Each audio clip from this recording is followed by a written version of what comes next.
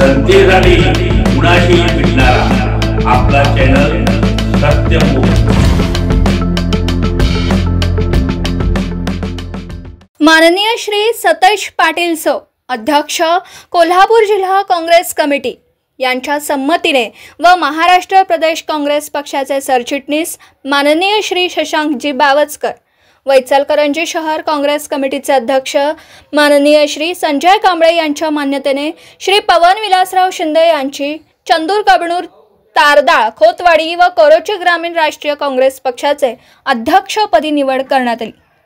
आपल्याला संघटन वाढवणं व त्याला बळकटी देण्यासाठी अखिल भारतीय काँग्रेस पक्ष अध्यक्ष माननीय श्री मल्लिकार्जुन खरगेजी व देशाचे विरोधी पक्षनेते माननीय राहुल गांधी यांच्या अपेक्षेप्रमाणे व सूचनेनुसार एकनिष्ठ व प्रामाणिकपणे आपण कार्य कराल हीच अपेक्षा आपल्या भावी कार्यास शुभेच्छा।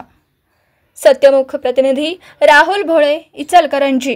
जनतेसाठी कुणाशीही भेटणारा आपला सत्यमुख। लाईक करा, शेअर करा आणि बेल आयकॉन ऑन करा। मित्रांनो, विसरू नका।